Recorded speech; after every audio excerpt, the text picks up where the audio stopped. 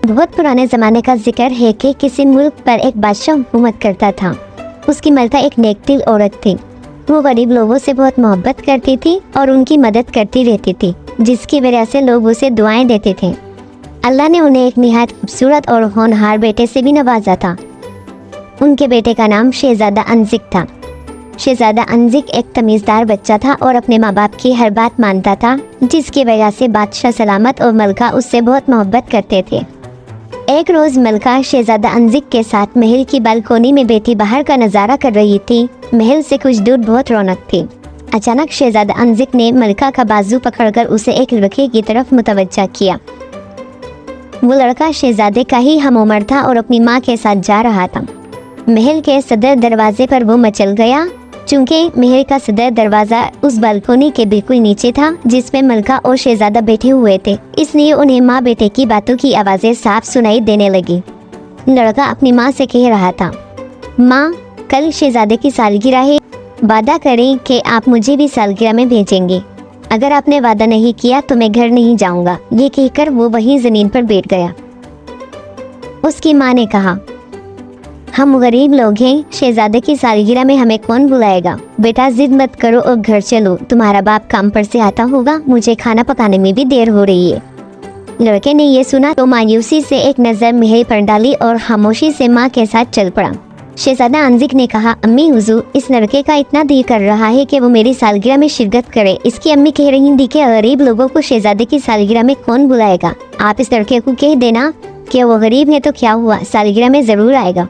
मलका ने शहजादा अंजिक के सर पर मोहब्बत से हाथ फेरा और बोली, शहजादे, हमें खुशी है कि आप इतनी अच्छी अच्छी बातें सोचते हैं। अमीर हो या गरीब, सबको अल्लाह ने ही बनाया है। अगर हमारा बस चले तो हम आपकी सालगिरह में मुल्क भर के तमाम बच्चों को बुलाएं, मगर हम ऐसा कर नहीं सकते। ये कहकर मलका ने एक गुलाम को इशारा किया और उससे बोली, तुम जल्दी से उस औरत और लड़के के पीछे जाओ और खामोशी से पता करके आओ कि वो लोग कहाँ रहते हैं। मलका का हुक्म पाकर गुलाम फौरन रवाना हो गया और थोड़ी देर बाद पूरी मालूमात लेकर आ गया। अगले रोज उस गरीब औरत के घर पर शाही बग्घी आकर रुकी। 2 कनीज़ें बग्घी से उतरकर घर में गईं। उनमें से एक कनीज़ ने लड़के की माँ को बताया कि मलका साहिबा ने ये कहला कर भेजा है कि वो औरत और उसका लड़का शहजादे की सालगिरह की तकरीब में शिरकत करें। कनीज़ें अपने साथ एक बड़ा सा थाल भी लेकर आई थी। वो थाल उन्होंने उस गरीब औरत के हवाले किया और चली गई।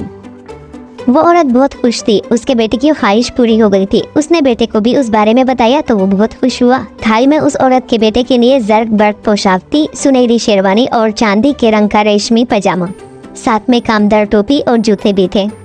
उसके अलावा मखमल के कपड़े की एक थैली भी थी जिसमें अशरफियाँ थी। वो औरत मलका को दुआएं देने लगी। वो समझ गई थी कि कल शाम मलका ने उन दोनों की बातें सुन ली थी। उसके बेटे ने जब सब चीज़ें देखी तो कहा, मैं शहजादे को तोहफे में देने के लिए क्या चीज़ ले जाऊँ माँ? वो चीज़ ऐसी होनी चाहिए कि सब उसे देखते रह जाएं। अब तो हमारे पास अशरफियाँ भी आ गई हैं, हम बाजार जाकर कुछ ले आए। बेटा, तुम्हारे अब्बा काम पर से आ जाएं तो उनसे पूछकर मैं शहजादे को तोहफे में वो जादू का आईना दूंगी जिसे एक परी ने खुश होकर इनाम में तुम्हारे अब्बा को दिया था।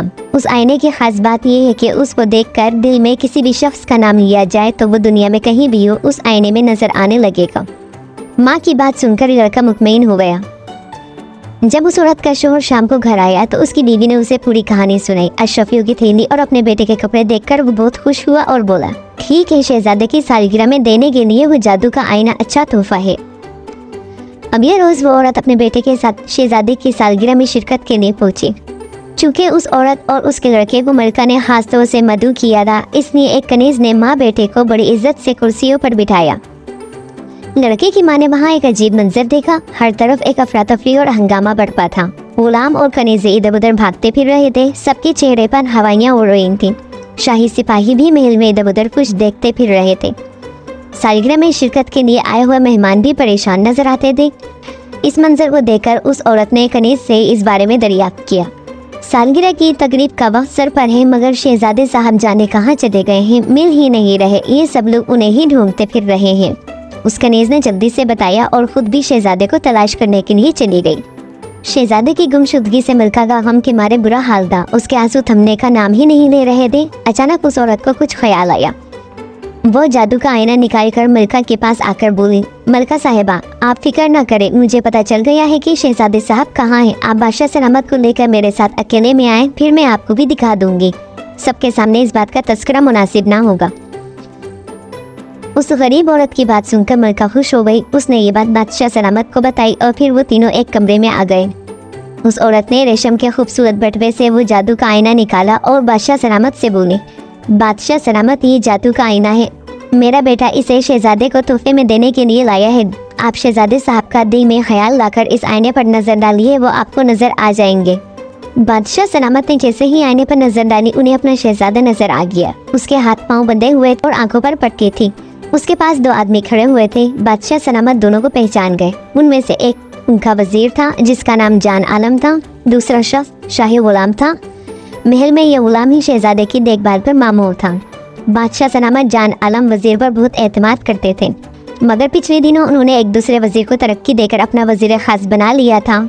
जान आलम इस बात से नाराज हो गया था क्योंकि उसे उम्मीद थी कि वजीर खास उसे ही बनाया जाएगा। उसकी ये उम्मीद पूरी न हुई तो उसने बादशाह से बदला लेने के लिए शाही गुलाम की मदद से शहजादे को महल से आवा करके कैद कर लिया था। मलका अपने शहजादे को इस हाल में देखकर सदमे से निढाल हो गई, मगर बादशाह सलामत सख्त गुस्से में आ गए। उन्होंने उसी वक्त बाहर निकलकर दारोगा को हुक्म दिया कि उस नमक हराम वजीर और गुलाम को फौरन गिरफ्तार करके उनके सामने पेश किया जाए। बादशाह सलामत का हुक्म सुनते ही दारोगा बहुत से सिपाहियों के साथ फौरन वजीर के घर की जानिब दौड़ा, मगर वजीर वहां नहीं था क्योंकि उसके घर पर ताला लगा हुआ था। अभी ज्यादा देर नहीं गुजरी थी कि एक घुड़सवार वहां आकर रुका। वो वजीर जाने आलम ही था। जैसे ही वो घोड़े से उतरा, उसे सिपाहियों ने गिरफ्तार कर लिया। दारोगा निहायत गुस्से से धाड़ कर बोला, नमक हराम, जल्द बता, शहजादे साहब को तूने कहाँ कैद किया हुआ है? वजीर जाने आलम ने दारोगा को इतने गुस्से में देखा तो मारे डर के थर-थर कांपने लगा। उसने बताया कि शहजादे को घने जंगलों में एक झोपड़ी में कैद किया गया है। जल्दी वो सब लोग जंगल में पहुंच गए। जंगल में हर तरफ अंधेरा और सन्नाटा था। जिस झोपड़ी में शहजादे को रखा गया था उसमें एक चिराग जल रहा था और उन्हें शहजादे की सिसकियां सुनाई दे रही थी। उसकी आंखों पर पट्टी बंधी हुई थी और हाथ पांव भी बंधे हुए थे। दारोगा ने जल्दी से शहजादे को आज़ाद किया और उसे तसल्ली दी और शहजादे की निगरानी करने वाले गुलाम को भी सिपाहियों ने गिरफ्तार कर लिया। इन दोनों मुजरिमों को सिपाहियों ने जंजीरों में जकड़ दिया और अपने साथ ले गए।